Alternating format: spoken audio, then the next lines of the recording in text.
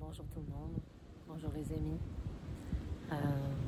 Dernièrement, on me parle beaucoup d'un sentiment que je me sens pas parfaite.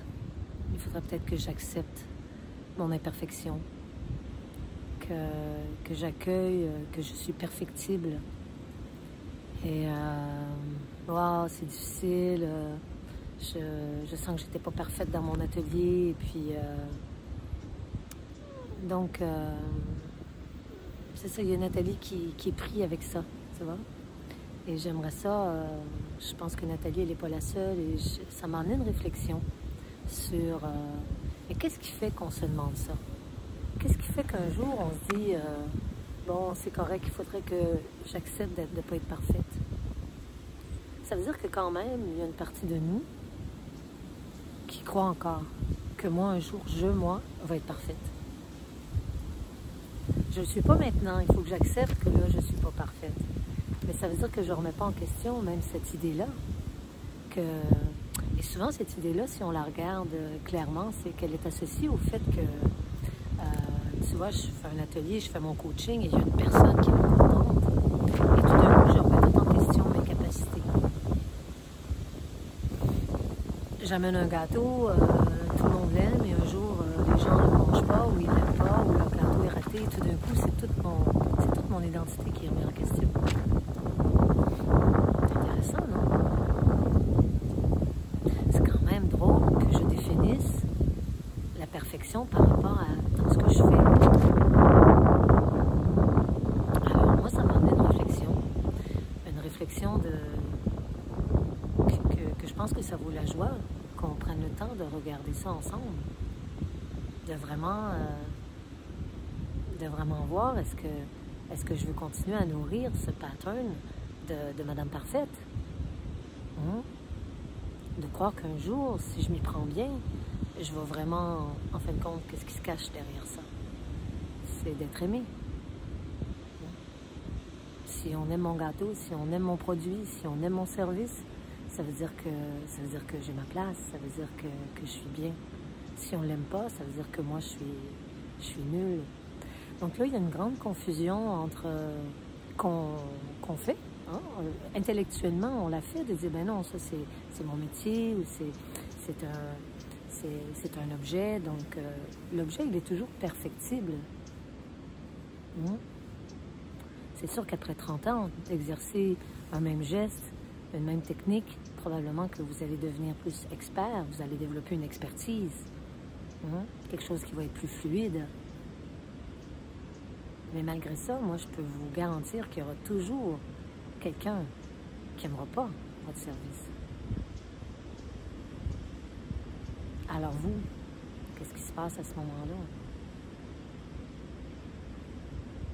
Qu'est-ce qui se passe avec Madame Parfaite?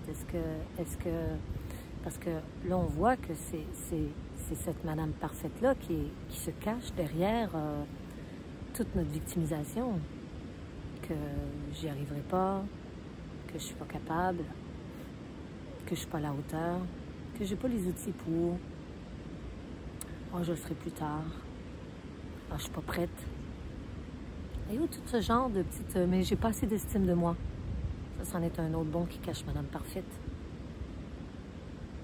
Qui cache notre croyance, nos concepts que peut-être qu'un jour, cette personne-là, ici, qui vit dans un monde de dualité, qui vit dans l'impermanence, va un jour devenir parfaite.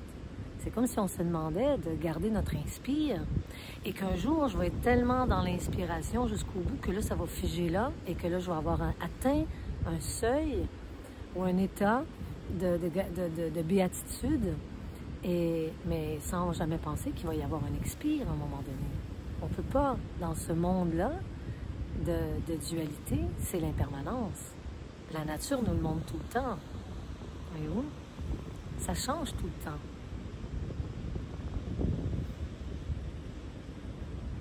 On a beau être au plein sommet de l'été, voyez-vous, là, puis on se dit « Waouh, c'est extraordinaire! Tout est en fleurs, tout est beau, la rivière est belle, on va se nager dedans, c'est extraordinaire. » Et oups, 2 semaines après, il fait froid, les feuilles tombent, les fleurs sont parties, la végétation change, les oiseaux partent.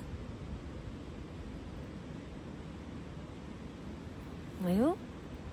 Essayez de voir si vous pouvez retenir quelque chose et l'amener à soi-disant un niveau de perfection. Mais non, c'est en continuel changement, c'est en continuel mouvement.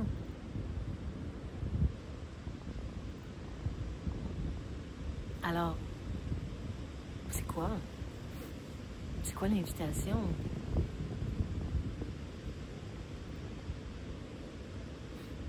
C'est quoi la grande invitation de peut-être qu'il est temps de se retourner?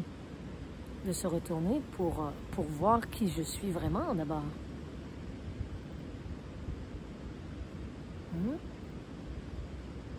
Peut-être que je cherche la perfection pas à partir de la bonne place. Et qui entretient un système de, tu vois, où là je vais me sentir être blessée, être rejetée, parce que, et je vais rentrer inutilement, je le dis bien inutilement, dans des blessures qui n'ont pas besoin d'aide, c'est juste parce que peut-être que j'ai pas pris le temps d'approfondir mon regard sur la réalité du vivant ici.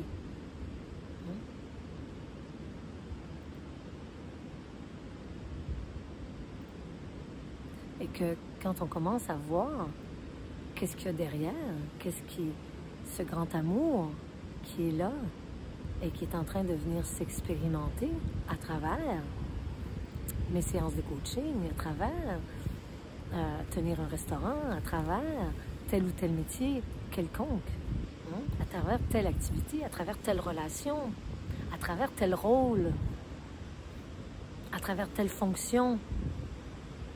Parce que c'est ça le vivant. Voyez-vous, ça s'expérimente tout le temps. Ça s'expérimente tout le temps dans maintenant. Et c'est peut-être là qu'on peut peut-être s'inspirer de comment la nature, est-ce qu'on peut devenir comme cette fleur qui est en jouissance de goûter les pattes de l'abeille qui viennent la visiter.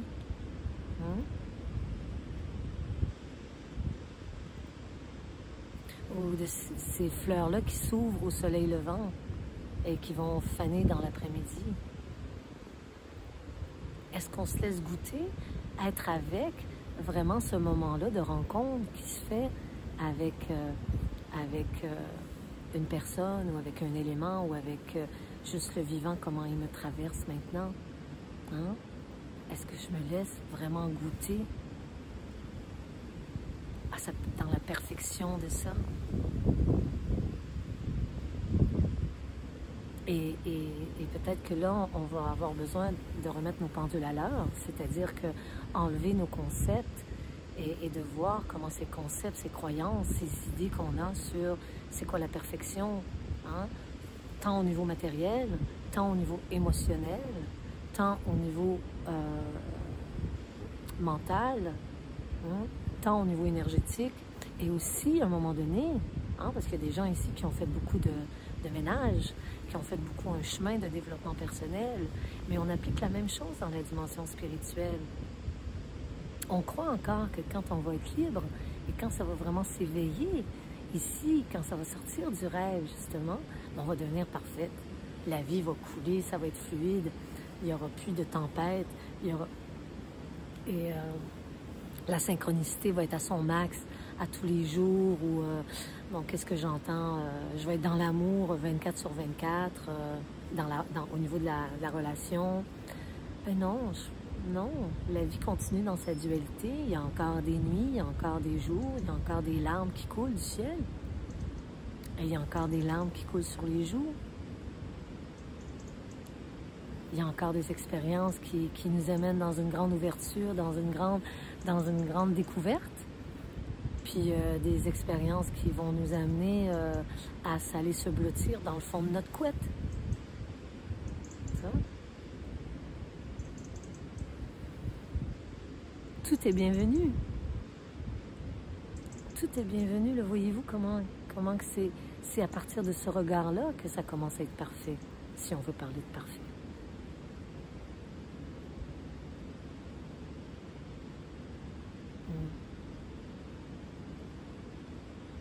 Je pense qu'il est temps qu'on se demande qui suis-je vraiment? Et quand cette question-là arrive sincèrement au cœur ici, et qu'elle est vivante et qu'elle pulse en dedans, elle peut nous déstabiliser parce que là, on réalise qu'on n'est plus nécessairement que le rôle dans lequel on s'était identifié et dans lequel on cherchait à être aimé. On est peut-être juste l'amour qui est en train de s'expérimenter dans ce rôle-là, quel qu'il soit, comment il est vécu. C'est comme le vieil adage qu'on entend depuis toujours et que les grands sages nous racontent. Le doigt qui pointe vers la lune. Est-ce que toi, tu regardes quoi? Tu regardes le doigt ou tu regardes dans la direction dans laquelle il pointe? Bye bye.